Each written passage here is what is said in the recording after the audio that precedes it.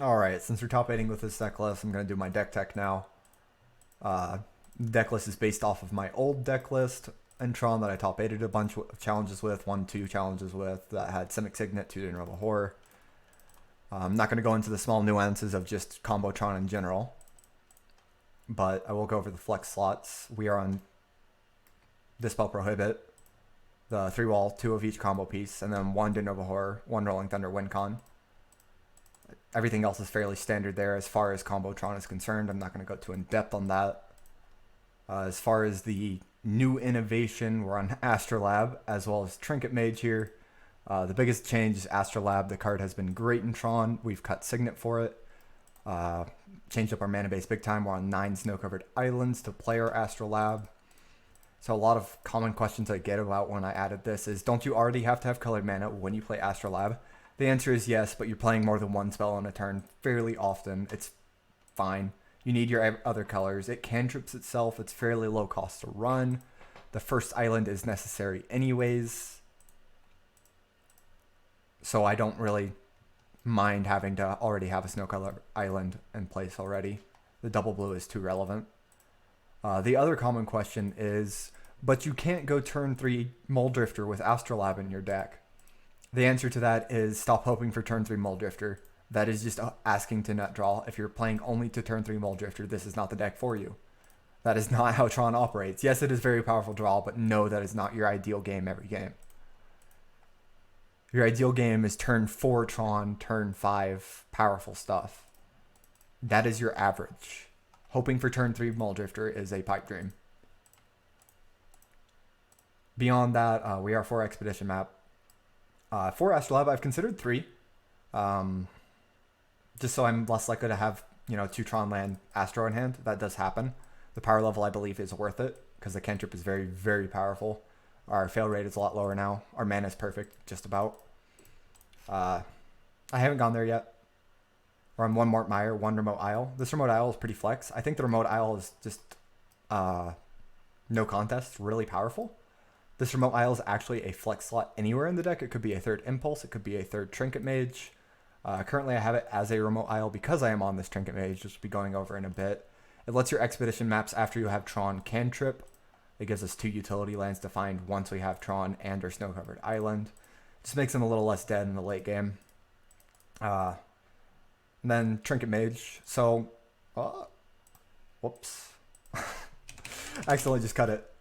But, so this card is replacing Seagate Oracle. This is another buff in Astrolab. So before it's just 4 Expedition map, that's not enough targets. I'm not running Trinket Mage over Seagate Oracle.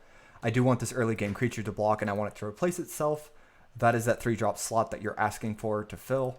Trinket Mage fills it better than Seagate Oracle because if I don't have Tron, if I go Snow-Covered Island, Mine, Power Plant, no tower in sight, and I'm playing Seagate Oracle, all I want is to see that tower or an Expedition map. So Trinket Mage guarantees me getting that tower by grabbing the Expedition map. It takes a bit longer, but having Tron is so powerful, it's worth it. In the late game, I get to find an Astrolab. It's pretty easy cantrip. Not much worse than Seagate Oracle at that point. And the power level of getting a map on turn 3 is worth it. Then as far as this card right here, this card is actually probably the biggest bonus to Tron I've had. It's really hard to explain how busted this card has been. You gain 15 life off it on turn 5. It's really, really silly. You beat Burn when you draw this card. It's super good against aggro, enough that I can cut a Moment's Peace without worrying. It beats Boros single-handedly. You don't need to wait for a good turn to Moment's Peace. You can just cast it on turn 5, gain 15, and then you beat Boros. The card's been fantastic. The only reason I'm still running Moment's Peace is because decks like Elves, you have to have the Weather the Storm on the combo turn for it to buy you an entire turn. So you can't just replace all your moments with Weather the Storm, as there are some decks that can still kill you even though you've casted a Weather. So you need to have that Fog. I would love to make this the second Weather the Storm, but the deck is not quite good enough against Elves for me to do that. Then over here, win cons. Rolling Thunder I've been really pleased with. The current metagame is a bunch of Astrolab decks, Skyfisher and all that stuff. So you want to be able to wipe that board. There's a decent amount of Elves and Fairies too. So Rolling Thunder is just one of the better win cons you can be running. The deck has room for 2. So as far as one of those 2, I definitely want Rolling Thunder currently, though it could become a dinrova Horror or a Capsize. Those are the other options we have, and the other one I've chosen as my 2 is dinrova horror. I value it more than capsize. Is a lot of the times when you're ready to teachings for a capsize, you're so far ahead you can just find a dinrova horror anyways. And in the early game when I draw dinrova horror versus capsize, I value the body off horror better. It's not like the black mana is that hard to find. So basically it just comes down to, do you value the body or not? And personally, I value the body, but it could very easily just be a capsize right here, and I don't think it would hurt the deck's power level at all. And that's the main deck. Astrolab is just biggest change from my old Tron list. We're still just trying to assemble wall flicker to end the game. Nothing crazy there. Sideboard. Another Weather the Storm, and then 4 Hydroblast. So I get this pretty often, but Burb, you have Weather the Storm now. It's super great against Burn. Why do you still have 4 Hydroblast? So my reasoning on this is that we have 8 green sources. That's a decent amount, but we still have to draw the Weather the Storm. Burn is very capable of killing you on turn 4 and turn 3 if you just do nothing. So you need to have some form of interaction to buy you time to actually draw the Weather the Storm that wins you the game. By having these 6 pieces that respect Burn, it makes it a favorable matchup instead of just hoping you draw Weather. If you don't, you lose. You are able to consistently interact with Burn and beat them. 2 Weather the Storm, 3 Hydro is possible. I think I like the 4 Hydro more, as I just enjoy being able to answer turn 2 Thermo more than I enjoy having the Weather the Storm. I'm not over-respecting Burn because this Weather the Storm has actually replaced a Moment's Peace, and a lot of matchups outside of the earlier mentioned Elves, I bring in Weather the Storm, and it's basically Fog number 2 if I'm cutting a Moment's Peace, or Fog number 4 if I'm adding both of these in. So it's not over-respecting Burn, as Weather the Storm is fairly good utility elsewhere.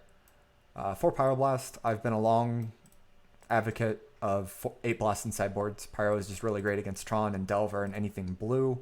Our mana base supports it even better now that we have the 8 Prism. It's really hard to not run 4 Pyro. I can't see me cutting these anytime soon. 1 Ancient Grudge. I've always ran Grudge in my sideboard. Everyone loves Relic against you. It's good against you, so you need to respect it. Grudge is the best card for respecting Relic Progenitus. 2 Electrickery. 1 more than usual. 1 Electrickery is very standard Tron sideboard. For Elves, for Fairies, you just want to be able to teachings for it after you fog them, because Elves does have a way to kill you through fog, so you just can't ignore them. You need to have that Electrickery sideboard if you want to win that matchup. The second one is because Elves has actually gotten worse. I did mention Weather the Storm is not a full fog against them, so in essence I'm only running 2 fogs when I should be running 4 for the matchup, so I need this extra respect for Elves. I've been pretty pleased with it, but if there's less Elves, this Electrickery is very cuttable for any other sideboard card. Extra fogs. I've always ran fogs number 3 and 4 on my sideboard of Tron. That's basically what this is. Nothing's crazy there. 2 Wretched Griff. I've been a pretty big fan of Griff in sideboard in the past. It's good against value matchups where you're not expecting to go off the combo very easily. A lot of counter spells. You draw your card if they counter it, so it's a good card there. Its biggest power is against Delver, which is very good against them. It's hard for them to answer. It's hard for them to counter efficiently. The card's a powerhouse there. I've always liked it there. In fact, not too long ago I was on 3 Griffs, 1 Electrickery, but I cut the Griff for the Electrickery because Electrickery still has value against Fairies, and that is the biggest matchup I want these Griffs for anyways. So that is where I found room for that. And I don't think I've missed anything, but that's more or less the deck tech. Fairly standard list as far as Tron once you get past the Astrolab and Trinket Mage. The original shell of my Signet Tron is still there. Still plays similarly. The deck has just gotten a large upgrade in power level. Yeah, that'll be it.